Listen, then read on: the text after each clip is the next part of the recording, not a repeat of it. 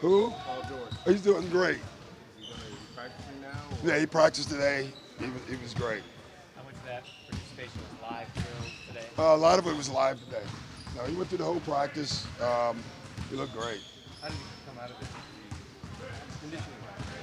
I actually don't know the answer. I don't know. He hasn't played in a long time, up and down, so I'm not sure. No matter what you do, it's not like a game. You know what I mean? So we'll know more when he plays. What's the plan for him this week? I don't know yet. Look at it at all and go, hey, okay, now it's real, we have all. Yeah, it was nice. We didn't have him on the starting team, though. We had him on the other team today. But it is nice to see him on the floor, I can tell you that. I think some guys found out that he was on the floor today. I can say that. How so? Hey, he played well. He shot the ball well. Doc, one of the things in Oklahoma City, the sense of Oklahoma City is so adaptable.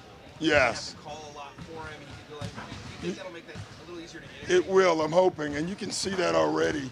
You know, he did some things today just offensively that wasn't really part of anything we were doing. He just, and I'm still getting to know him. I haven't coached him. His basketball IQ is extremely high, and that's something I actually did not know on both ends, and that was evident today. Doc, is there anything you've learned about Kawhi, coaching him and being around him every day that you didn't know? Same thing. He talks way more than you think. He talks winning a lot. Meaning that like winning. He talks about doing stuff that you should do in a game. If a player doesn't close out with his hands up, you rarely hear coaches telling, hey, don't just close out, you gotta close with your hands up. That's coach talk. And he does that a lot. So Rubbed off on the younger guys? yeah, well, I don't know yet, but I'm hoping. His ability to block out the noise rather unique for a guy like him. It is. What do you got any reason? I don't know. I don't know the answer. I think part of it is he doesn't read it or hear it. He doesn't have people read He's not on. I don't know that. You always hear no matter what. I don't read, but I hear everything that's said. And a lot of people say they don't read. I think Dennis is around me to know that it's been proved that I literally don't read. I read every article that doesn't say Clippers or Doc Rivers. I love reading about the NBA. I just don't read. It says my name. I'm not reading. I'm just not. Not for any other reason. It allows me to just do my job. I think he's probably better at it. He's not even on social media that I know of. But I don't know if that's the reason or not. It may just be his makeup. Doc, you've seen guys coming home for an NBA player. It can be a good thing. Sometimes it can be trouble. Distractions between Paul and especially Kawhi. It's been a good thing. So, I don't know yet with Paul, to be honest. Kawhi, but Kawhi has been as good of a good thing as I've seen. Because he's not into all the stuff to come home. He just wants to come home and be home. There's a big difference. He's not out at every place celebrating I'm back home. He's coming home, he's with his family, and he's playing basketball. I guess that's the trick that every young guy should know. There's a couple guys. Derrick Rose did that. He did a great job in Chicago, and he started that way, which is even tougher. He was young, but very few pull that off. I will say that. Because they haven't played a minute together on Kawhi, how have you seen them kind of try to get to know each other and form a bond? Well, they just by communicating right now. I don't know the answer. They haven't played together. They don't have a chemistry yet on the floor, and that's going to take time. I think their IQs and their seriousness about the game will help, but that just takes time. Is there anything you've noticed that they've gone out of their way to? Nah, if it have, I'm clueless, so I haven't noticed it anyway. Doc, road games this week in the middle. Is there any difference in bringing Paul back on the road in terms of the pressure at home? No, I've never bought into that. I don't know what that word is. Really, I don't buy into that. Some players do. Hey, Doc, what competitive moments today jumped down with Paul today?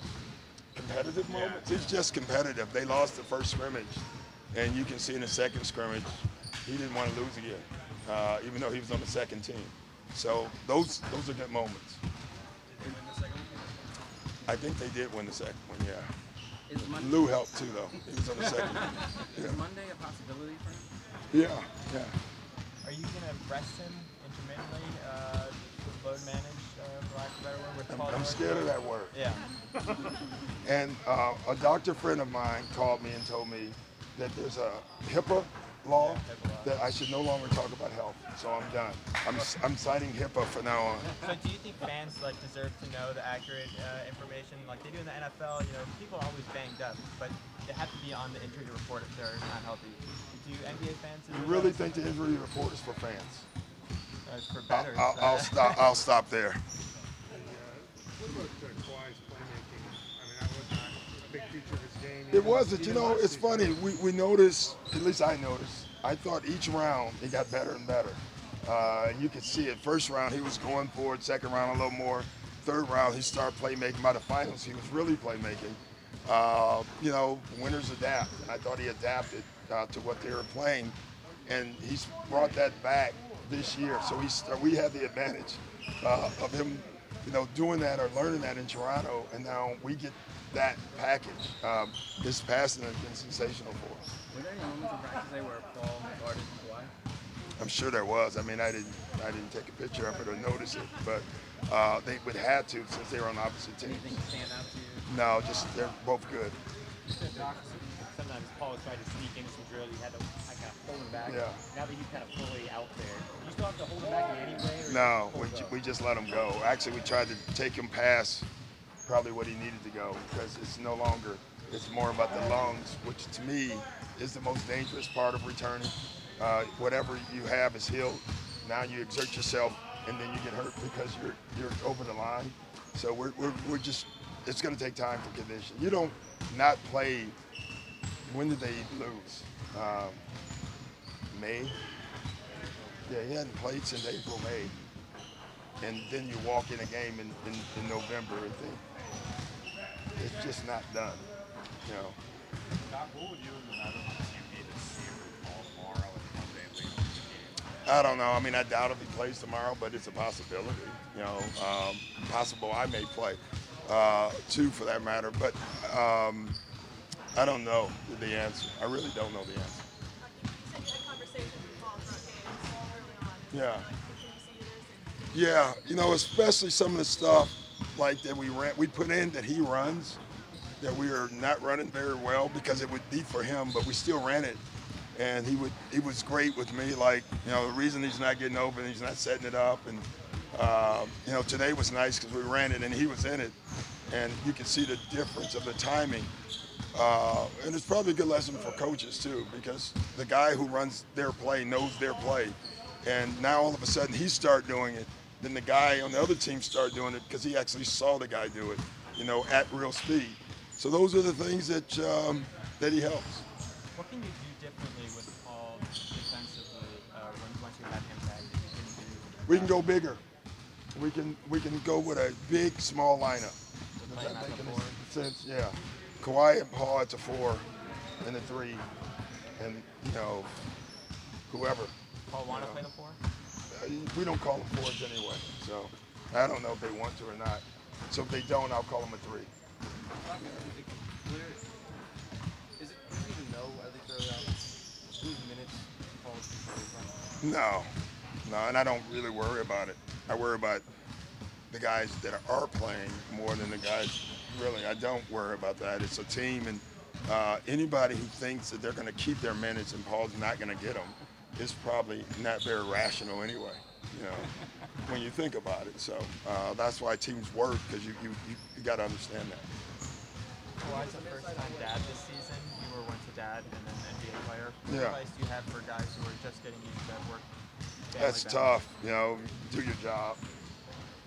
You know, that's what I would say. Do your job, because your job is the most important thing that's going to help that kid, you know, at the end of the day. So.